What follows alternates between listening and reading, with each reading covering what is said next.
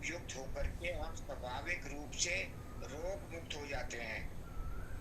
योग युक्त हूँ, रोग मुक्त हूँ, दोष मुक्त हूँ, समस्त प्रकार के अज्ञान, अश्रद्धा, प्रमाद, दुर्विचार, दुर्भावना, दुर्बलताओं, प्रलोभनों, सभी प्रकार के अनैतिक, अमानवीय, आवंटित कर्तव्यों से मुक्त होकर के योग युक्त होकर जिए। कि योग के साथ जितना आप जुड़ेंगे, अपने साथ जुड़ेंगे, अपने शरीर को समय देंगे, अपने मन को स्थिर करेंगे, अपनी आत्मा को जो है अच्छे कार्य में लगाएंगे, परमात्मा के साथ जुड़ने की कोशिश करेंगे, तो हमारी बाकी जो दिनचर्या है वो बहुत अच्छी से व्यतीत हो जाती है। तो आप सब लोग जो है आज जो है बधाई के पात्र हैं कि जैसे ही 6 बजे, तो आप फीवर 20, ये छोटी बात नहीं है। और थोड़ी देर में हम 4-5 लोगों ने और ने भी ज्वाइन किया। तो गोपाल भाई साहब बीच बीच में बताते भी रहते हैं कि जब सेशन शुरू हो जाता है, कई दफा हम लोग खुद एक्टिविटी कर रहे होते हैं, तो कई दफा फिर लेटे हुए होते हैं, तो किसने कहा कि मेरे को एडमिट करो, फिर वो कहते हैं जी, नाराज हो जाते हैं, मेरे को एडमिट नहीं किया। और उस टाइम वो लेटा हुआ होता है, जो बंदा है वो परफॉर्म करेगा कि एडमिट करेगा। पर ये बहुत बड़ी बात है कि 20 लोग आज जुड़े हुए थे, तो सब लोग बधाई के पात्र हैं। ऐसे जुड़ते रहें, अपने बारे में जो आपको एक्सपीरियंस फील हो रहा हो, आपको अच्छा लग रहा हो, उसके बारे में भी जिक्र करें और दूसरों को भी बताएं कि भाई यहाँ पे जुड़ जाओ। No doctor, no medicine, no रोना धोना, हंसते मुस्कुराते जिंदगी बहुत अच्छे से निकलेगी आप सबकी। तो चलिए, अभी समय जो है गोपाल भाई साहब का बहुत मेहनत कर रहे हैं, देखो वीडियोस भी डाल रहे हैं, फिर भी हम ना करें फिर तो देखो गलती है ना हमारी। तो योग युक्त होकर रोग मुक्त होना जो है, उस साइंस को हम योग साइंस कहते हैं।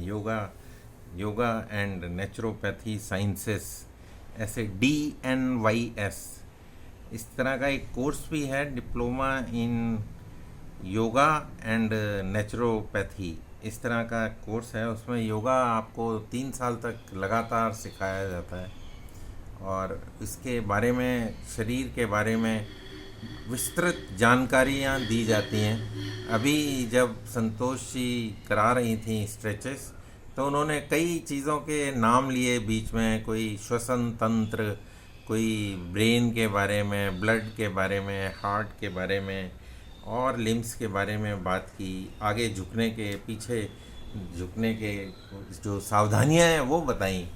तो नए साधकों के लिए एक बार फिर से उसको रिवाइज करते हैं आज। और हमारे बॉडी को एक ड्रम की शेप, जैसे गोल, उन्होंने बोला कि पहले जब 67 किलो का वज़न था तो बॉडी एकदम गोल थी, और जब अब 56-57 हो गया तो वो शेप में आ गई, डिफरेंट कंटूर्स बन जाते हैं और बॉडी जो है आपकी सुडौल देखने में अच्छी लगती है।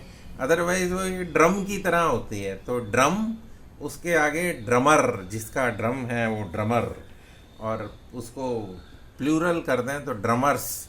ये आप याद रखें कि शरीर की शेप ड्रम की तरह।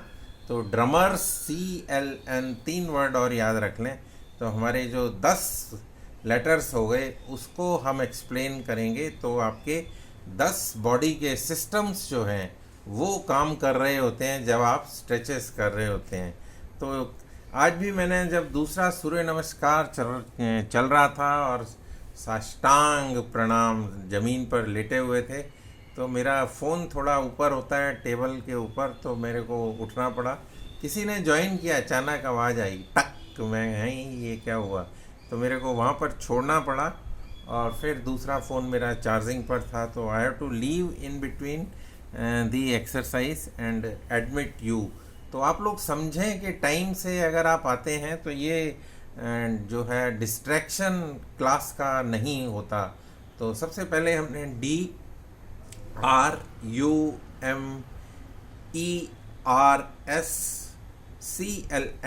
10 लेटर्स। तो पहला D, drummers, D digestive system, जिसका जब आप झुकते हैं आगे और पीछे तो आपका डाइजेस्टिव सिस्टम उस टाइम काम कर रहा होता है। उस पर एक्शन हो रहा होता है, स्ट्रेचेस आ रहे होते हैं। तो इसलिए बोलते हैं कि जब वो खाली होगा तभी आगे झुक पाएंगे। अगर भरा हुआ होता है तो हम शाम को स्पेशली जब खाना लेट खाते हैं तो आगे झुकने का काम नहीं कर सकते। तो इसलिए स्ट्रेचेज हम शाम को ये अवॉइड करते हैं और सिर्फ प्राणायाम करते हैं, और उसके अलावा कुछ और जानकारियाँ भी देते हैं आपको आपके सिस्टम से कनेक्टेड। तो D is digestive system, R जो है ये रेस्पिरेटरी श्वसन तंत्र की जब बात हुई तो respiratory system R. So U is urinary system, D R U M, M is muscular, muscles आपकी जो है पूरे शरीर की मसल्स, उसका सिस्टम अलग है। तो मस्कुलर सिस्टम, अलग अलग सिस्टम को जब हम बात करेंगे तब बताएंगे कि मसल्स कितनी होती हैं और किस किस मसल पे क्या असर होता है। तो मस्कुलर सिस्टम DRUME, ई आया तो एंडोक्राइन सिस्टम। तो जितने भी आपके हार्मोनल सिस्टम्स हैं, हार्मोन्स बनते हैं, वो एंडोक्राइन सिस्टम से कनेक्टेड हैं। तो DRUME। दूसरा आर जो है reproductive system. So the birth is because of that reproductive system, ERS। S जो है हमारा स्केलेटन, जो ढांचा है जिसमें आप मसल्स निकाल दो, बाकी चीज़ें निकाल दो, तो जिसको नर कंकाल बोलते हैं, वो स्केलेटन ढांचा, स्केलेटन सिस्टम। सो DRUMERS। CLN जो 3 वर्ड मैंने बाद में ऐड कराए थे, तो C जो है आपका सर्कुलेटरी सिस्टम, जिसकी वजह से ब्लड जो है पूरे शरीर में घूम रहा होता है, सर्कुलेट कर रहा होता है। So that is because of the circulatory system. So CL जो है लिम्फेटिक, लिम्फेटिक मतलब कि शरीर से जो गंदगियाँ आपकी कार्बन डाइऑक्साइड्स सांस के थ्रू जा रही है, पसीने के थ्रू जा रही है, यूरिन के थ्रू जा रही है, स्टूल के थ्रू जा रही है। So those removal of toxins, removal of the unwanted things which I have done work in the body, और अब हम उसको शरीर से बाहर निकालने की ज़रूरत है। तो इसके लिए एक अलग सिस्टम है जिसको लिम्फेटिक सिस्टम्स। और एन लास्ट में जो एन है, जब अभी हम बात करेंगे अनुलोम विलोम की, तो वो न्यूरो सिस्टम के बारे में, न्यूरो सिस्टम को अफेक्ट कर रहा होगा। तो ऐसे आपने ये 10 सिस्टम्स को ध्यान में रखना है। और जब ये 10 सिस्टम आप इसके बारे में अवेयर होंगे, स्पेशली जो different parts of the world से जुड़े हुए हैं और जो नए साधक हैं या पुराने भी हैं, तो उनको अगर रिवाइज हो गया है तो और अच्छी बात है।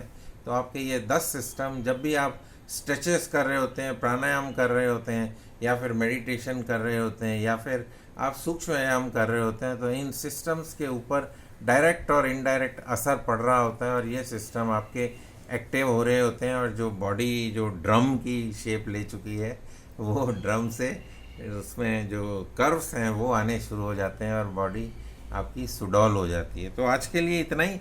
आप सभी का फिर से धन्यवाद, नमस्कार। इसके आगे का कार्यक्रम राजेश जी करेंगे।